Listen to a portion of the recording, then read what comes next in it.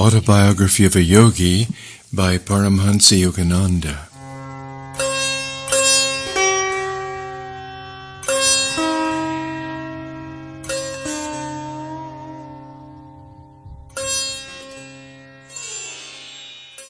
Chapter 13. The Sleepless Saint. Please permit me to go to the Himalayas. I hope in unbroken solitude to achieve continuous divine communion. I actually once addressed these ungrateful words to my master. Seized by one of the unpredictable delusions which occasionally assail the devotee, I felt a growing impatience with hermitage duties and college studies. A feebly extenuating circumstance is that my proposal was made when I had been only 6 months with Sri Yukteswar. Not yet had I fully surveyed his towering stature. Many hillmen live in the Himalayas, yet possess no God perception. My Guru's answer came slowly and simply. Wisdom is better sought from a man of realization than from an inert mountain. Ignoring Master's plain hint that he and not a hill was my teacher, I repeated my plea. Sri Yukteswar vouchsafed no reply. I took his silence for consent, a precarious interpretation readily accepted at one's convenience. In my Calcutta home that evening, I busied myself with travel preparations. Tying a few articles inside a blanket, I remembered a similar bundle, surreptitiously dropped from my attic window a few years earlier. I wondered if this were to be another ill-starred flight toward the Himalayas. The first time my spiritual elation had been high. Tonight conscience smote heavily at the thought of leaving my Guru. The following morning I sought out Bihari Pandit, my Sanskrit professor at Scottish Church College. Sir, you have told me of your friendship with a great disciple of Lahiri Mahashai. Please give me his address. You mean Ram Gopal Muzumdar. I call him the Sleepless Saint. He is always awake in an ecstatic consciousness. His home is at Ranbajpur near Tarakeshwar. I thanked the Pandit and entrained immediately for Tarakeshwar. I hoped to silence my misgivings by wringing a sanction from the Sleepless Saint to engage myself in lonely Himalayan meditation. Bihari's friend, I heard, had received illumination after many years of Kriya Yoga practice in isolated caves. At Tarakeshwar, I approached a famous shrine. Hindus regard it with the same veneration that Catholics give to the Lourdes sanctuary in France. Innumerable healing miracles have occurred at Tarakeshwar, including one for a member of my family. I sat in the temple there for a week, my eldest aunt once told me, observing a complete fast.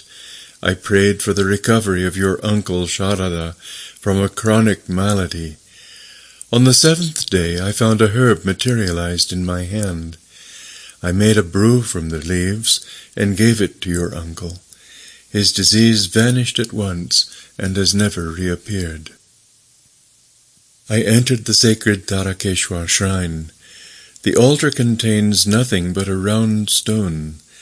Its circumference, beginningless and endless, makes it aptly significant of the infinite. Cosmic abstractions are not alien even to the humblest Indian peasant. He has been accused by Westerners, in fact, of living on abstractions. My own mood at the moment was so austere that I felt disinclined to bow before the stone symbol. God should be sought, I reflected, only within the soul. I left the temple without genuflection and walked briskly toward the outlying village of Ranbajpur. My appeal to a passer-by for guidance caused him to sink into long cogitation. "When you come to a crossroad, turn right and keep going," he finally pronounced, oracularly.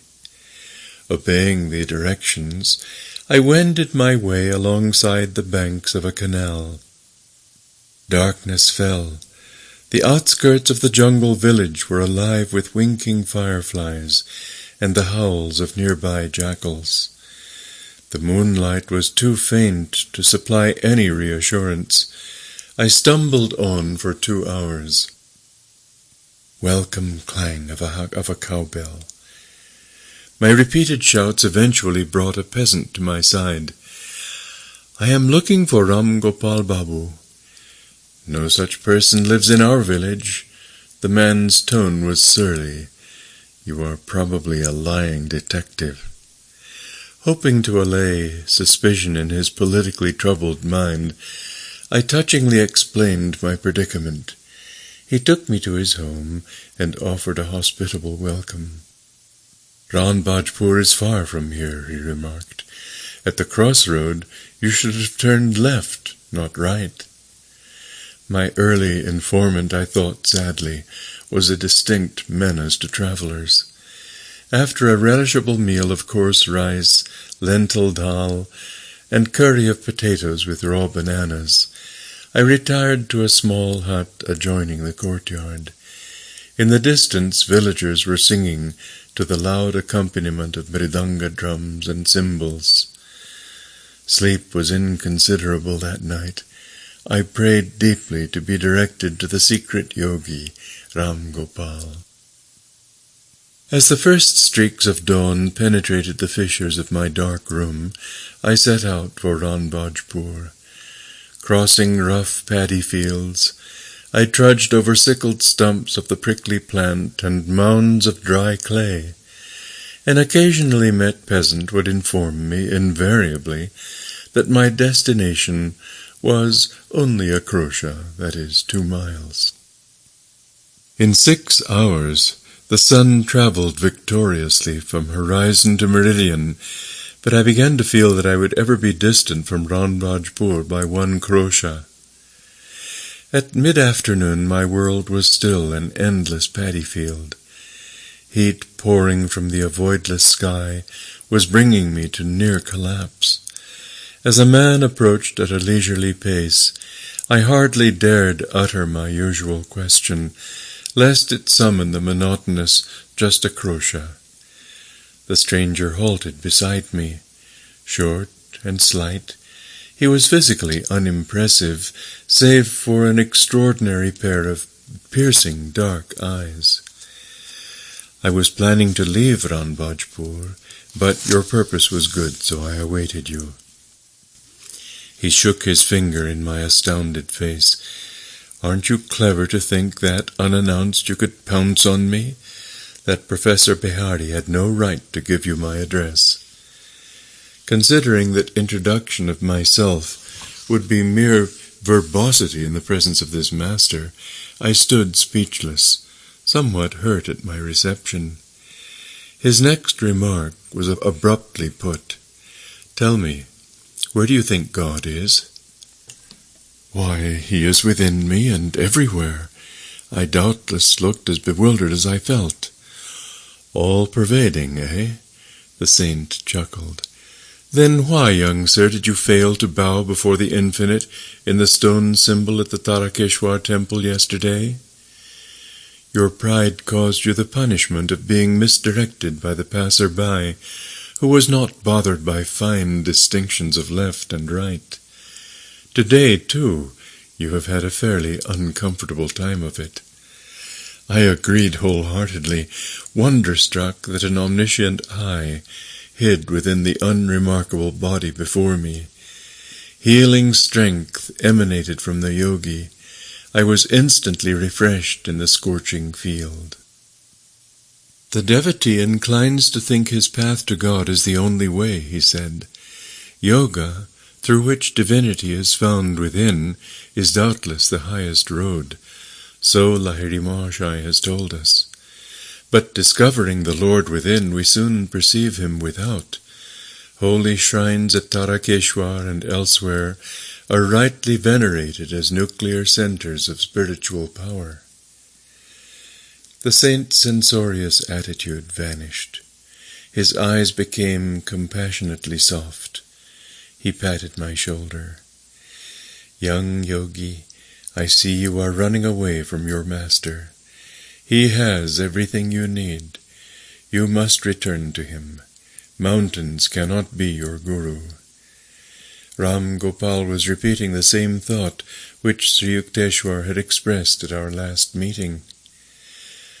Masters are under no cosmic compulsion to limit their residence.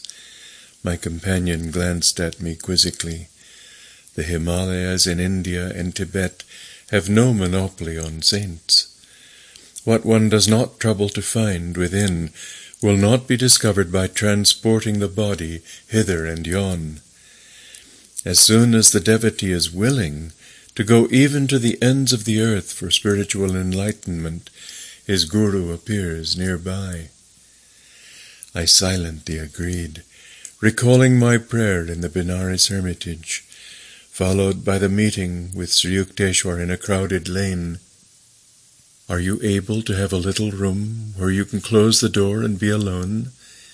"Yes." I reflected that this saint descended from the general to the particular with disconcerting speed. "That is your cave." The yogi bestowed on me a gaze of illumination which I have never forgotten. "That is your sacred mountain. That is where you will find the kingdom of God." His simple words instantaneously banished my lifelong obsession for the Himalayas. In a burning paddy field I awoke from the monticulous dreams of eternal snows. "Young sir, your divine thirst is laudable. I feel great love for you." Ram Gopal took my hand and led me to a quaint hamlet. The adobe houses were covered with coconut leaves and adorned with rustic entrances. The saint seated me on the umbrageous bamboo platform of his small cottage. After giving me sweetened lime juice and a piece of rock candy, he entered his patio and assumed the lotus posture. In about 4 hours I opened my meditative eyes and saw that the moonlit figure of the yogi was still motionless. As I was sternly reminding my stomach that man does not live by bread alone, Ram Gopal approached me. "I see you are famished. Food will be ready soon." A fire was kindled under a clay oven on the patio. Rice and dal were quickly served on large banana leaves. My host courteously refused my aid in all cooking chores. "The guest is God," a Hindu proverb, has commanded devout observance from time immemorial. In my later world travels, I was charmed to see that a similar respect for visitors is manifested in rural sections of many countries. The city dweller finds the keen edge of hospitality blunted by superabundance of strange faces. The marts of men seemed remotely dim as I squatted by the yogi in the isolation of the tiny jungle village. The cottage room was mysterious with a mellow light. Ram Gopal arranged some torn blankets on the floor for my bed and seated himself on a straw mat. Overwhelmed by his spiritual magnetism, I ventured a request. "Sir, why don't you grant me a samadhi?" "Dear one, I would be glad to convey the divine contact, but it is not my place to do so." The saint looked at me with half-closed eyes. "Your master will bestow that experience shortly. Your body is not tuned just yet. As a small lamp cannot withstand excessive electric voltage, so your nerves are unready for the cosmic current. If I gave you the infinite ecstasy right now, you would burn as if every cell were on fire." "You are asking illumination from me," the yogi continued musingly, "while I am wondering, inconsiderable as I am, and with the little meditation I have done, if I have succeeded in pleasing God, and what worth I may find in his eyes at the final reckoning. Sir, have you not been single-heartedly seeking God for a long time? I have not done much. Bihari must have told you something of my life. For 20 years I occupied a secret grotto, meditating 18 hours a day. Then I moved to a more inaccessible cave and remained there for 25 years, entering the yoga union for 20 hours daily. I did not need sleep, for I was ever with God. My body was more rested in the complete calmness of the superconsciousness than it could be by the partial peace of the ordinary subconscious state. The muscles relax during sleep, but the heart, lungs, and circulatory system are constantly at work. They get no rest. In superconsciousness, the internal organs remain in a state of suspended animation, electrified by the cosmic energy. By such means I have found it unnecessary to sleep for years. The time will come when you too will dispense with sleep. My goodness, you have meditated for so long and yet are unsure of the Lord's favor? I gazed at him in astonishment. Then what about us poor mortals? Well, don't you see, my dear boy, that God is eternity itself? To assume that one can fully know him by 45 years of meditation is a rather preposterous expectation.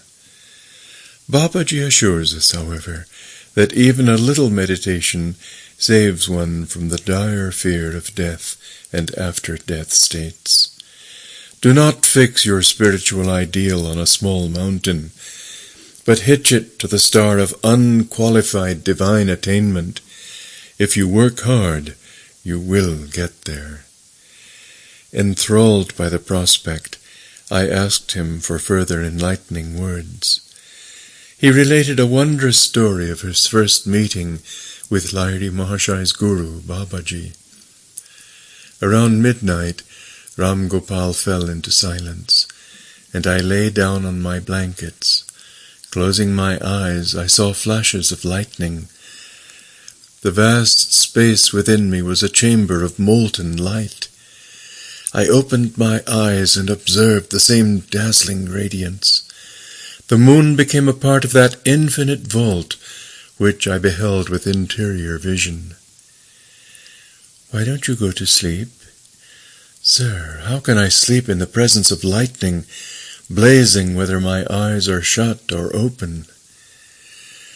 You are blessed to have this experience. The spiritual radiations are not easily seen. The saint added a few words of affection. At dawn, Ram Gopal gave me rock candies and said I must depart.